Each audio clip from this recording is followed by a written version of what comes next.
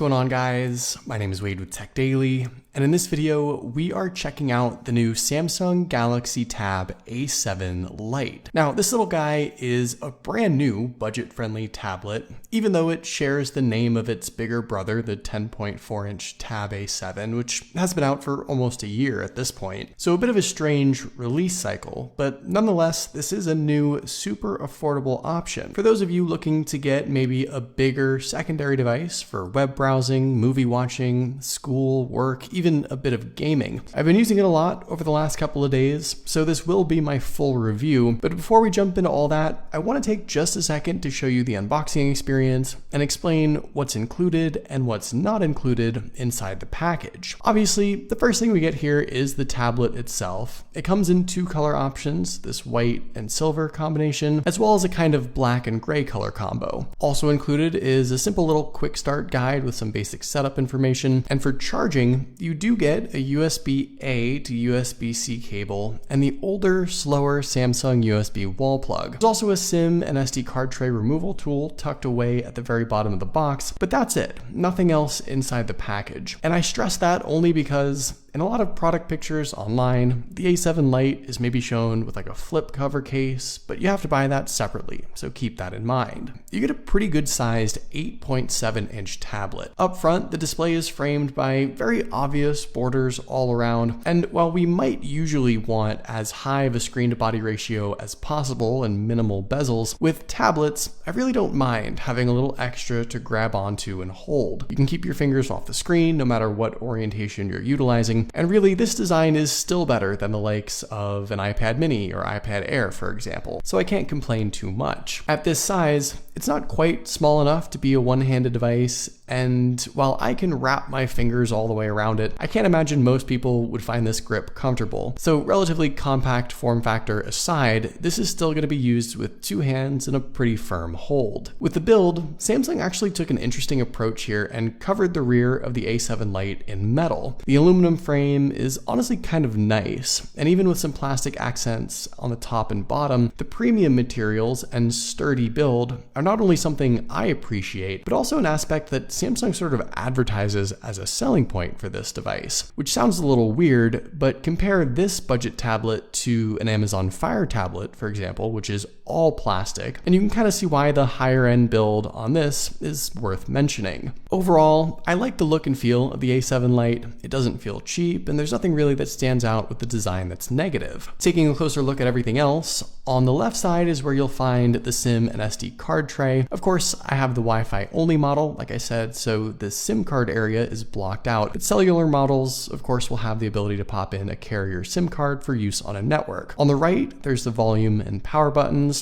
On opposite sides of the tablet, either the top and bottom or left and right, depending on how you hold it, you'll find a dual speaker setup, which I'll demo in just a second. There's also a headphone jack and a USB-C charge port there as well. On the front, there's a selfie camera, and the second dot should just be an ambient light sensor, I believe. And around back, there is a rear camera as well, which I'll talk about in a bit. So now that we've covered the basics, let's get into the important stuff. And to start off, I want to talk about the 8.7-inch display because I think this is the first important element to this tablet. The screen on the A7 Lite is sort of a strange resolution, 1340 by 800, 179 pixels per inch, and a 5:3 aspect ratio. It's also a TFT panel, sort of Samsung's version of LCD. It's good enough for casual viewing, but you can pick out those pixels given its lower resolution and larger size. Things aren't always as crisp as I'd like them. On the other hand, the tablet does get super bright given the fact that it's LCD, so that's something that stood out and surprised me a little bit and is definitely a plus. I think the most noticeable thing here, though, is that glare. I found it to be a bit of an issue at times, though the more I used the tablet, the less I cared. Altogether, the viewing experience on the A7 Lite is good enough for video and movie watching, perfectly fine for reading. It's brighter than expected, moderately colorful. There is a bit of off-axis dimming, again, just a product of LCD. For the out loud listening experience, the dual speaker setup here on the A7 Lite is actually quite a bit better than I expected. It's very loud, it's pretty crisp, and the speaker placement is good too. I don't ever find myself accidentally covering them up with my hands. This is a tablet I definitely enjoy watching content on with the external speakers at full blast. And here's an audio sample so you can get an idea.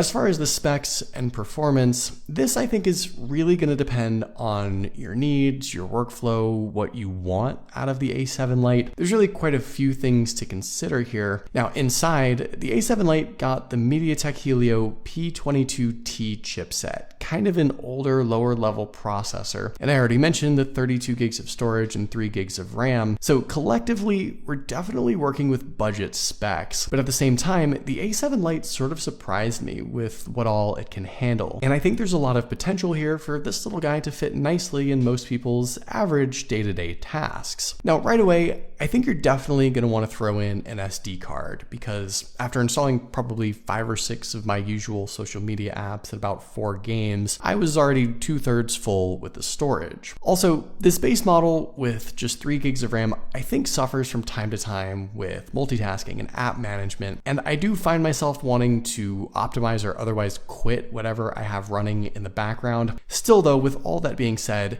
with Android 11 and One UI Core 3.1, the Tab A7 performed better than I expected in most cases, with some slight hangups from time to time as more stuff gets loaded up. You aren't always going to quickly jump from one app to another, but surfing the web, browsing YouTube, scrolling through social media, that kind of stuff I don't think is an issue here. And I believe that's what most people will use this tablet for. It's more or less the simple everyday stuff. Now, if you do want a game on this thing, you can. The initial launch and load times with most titles are kind of significant, but once you get past that and you're in the app, this tablet can game pretty comfortably with minimal lag and issues, which is another thing that surprised me. The downside is that with the lower end processor and lower quality display, visually, games are being pushed at pretty low resolutions, so that takes some of the fun out of it. And there's some noticeable delay in world loading with big complex games like Roblox, for example. The main point here is that everything I wanted to do and all the titles I wanted to play, I could on the A7 Lite. Lower end specs aside,